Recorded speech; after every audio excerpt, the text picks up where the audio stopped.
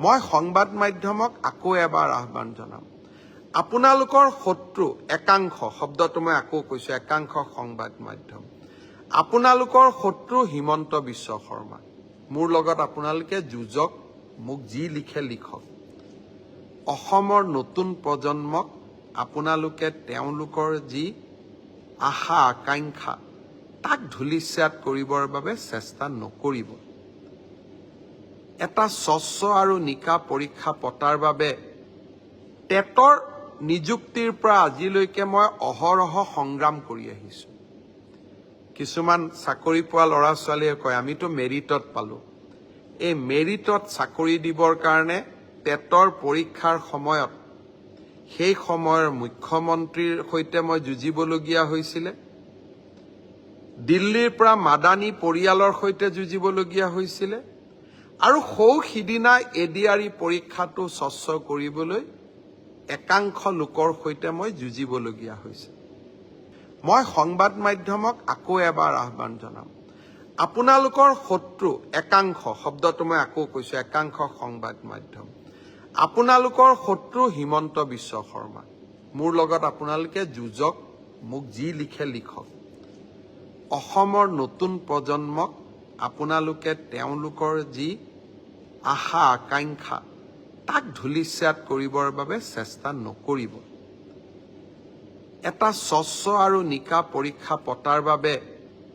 টেটৰ নিযুক্তিৰ পৰা আজিলৈকে মই অহৰহ সংগ্ৰাম কৰি আহিছো কিছুমান চাকৰি পোৱা ল'ৰা ছোৱালীয়ে কয় আমিতো মেৰিটত পালো এই মেৰিটত চাকৰি দিবৰ কাৰণে টেটৰ পৰীক্ষাৰ সময়ত সেই সময়ৰ মুখ্যমন্ত্ৰীৰ সৈতে মই যুঁজিবলগীয়া হৈছিল দিল্লীৰ পৰা মাদানী পৰিয়ালৰ সৈতে যুঁজিবলগীয়া হৈছিল আৰু সিদিনা এডিআৰই পৰীক্ষাটো স্বচ্ছ কৰিবলৈ একাংশ লোকৰ সৈতে মই যুঁজিবলগীয়া হৈছিল মই সংবাদ মাধ্যমক আকৌ এবাৰ আহ্বান জনাম আপোনালোকৰ শত্ৰু একাংশ শব্দটো মই আকৌ কৈছো একাংশ সংবাদ মাধ্যম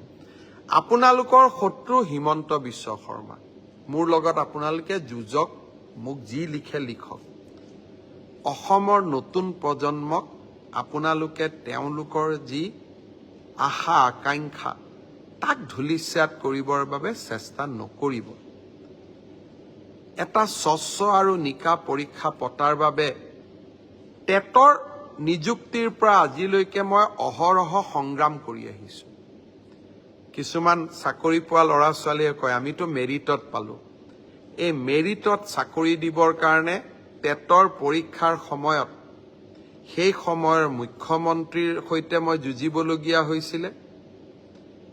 দিল্লীৰ পৰা মাদানী পৰিয়ালৰ সৈতে যুঁজিবলগীয়া হৈছিল